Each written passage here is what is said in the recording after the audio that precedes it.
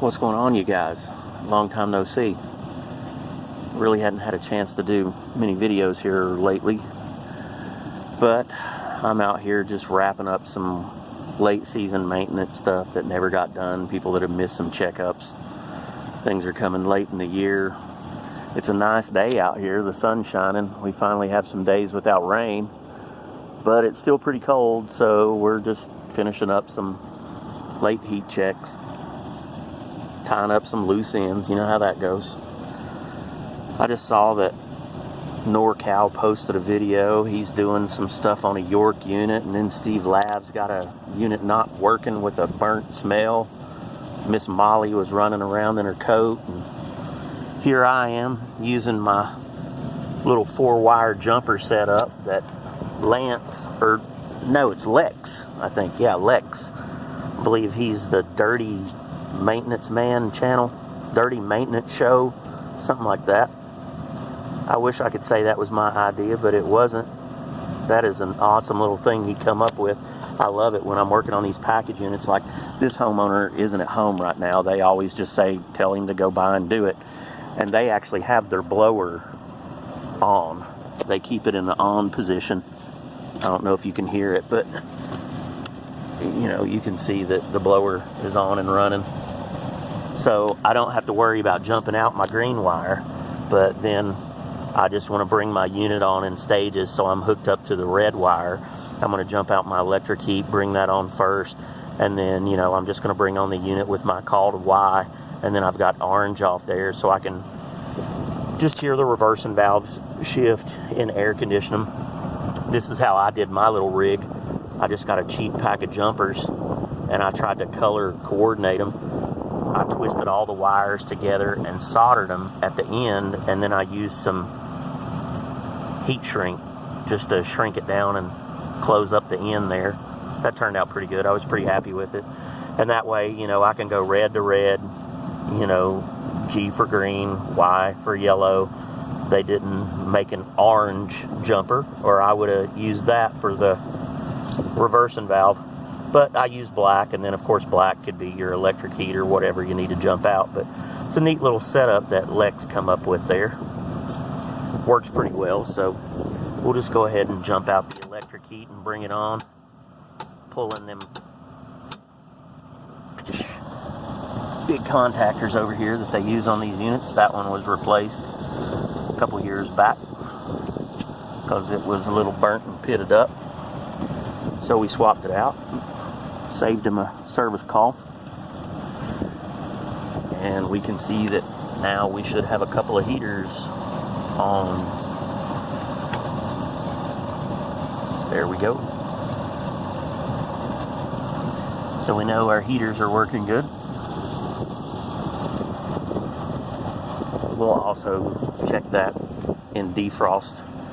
I always like to put the unit in defrost. That's got one of the older boards with the little peg that you pull off and put over there. A lot of guys thought that you put that on the test pin, the one that says TST, and that's not the case. To get a defrost, you have to put it on the forced defrost peg.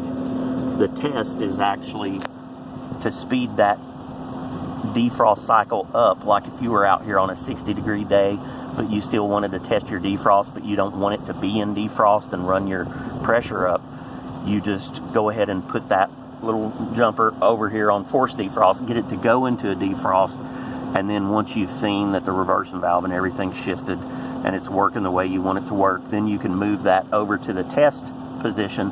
And if I remember correctly, I think it speeds it up by a multiple of 10.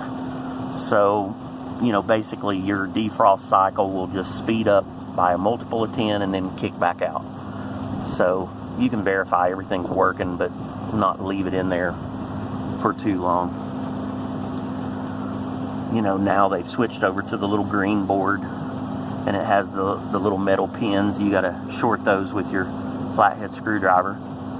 But that little green board replaces all these old ones.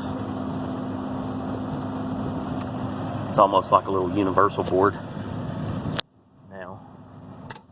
So our heat went off, and now we'll go ahead and jump out our compressor, get it to come on.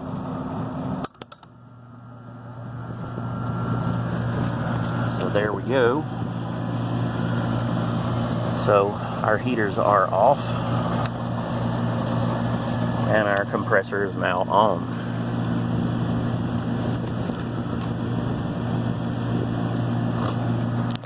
So I'm gonna go ahead and check out all my capacitors. I think this unit had a new blower motor put on a while back. And that's the 12.5 down there. Then we've got the 25 plus 5 for the compressor. We got a start cap there. Always check those too. You have to have a meter that will check, you know, those higher microfarads. Some of the meters will, you know, give you an overload if you're above what they're capable of checking. But, you know, for years I never really paid a lot of attention to the start caps. But man, once I started checking them and putting them on a meter, I was amazed how many I started finding bad. So I always make sure I carry some of those on the truck. There's basically two different sizes, like American Standard and Train. One of the most popular ones was a 135 to 162 microfarad, and then they had another one that was up in the 200 microfarad range. So I try to keep one of each of those on the van so I can swap those out. I never like putting the super boost on these things like a SPP6. It's just not enough.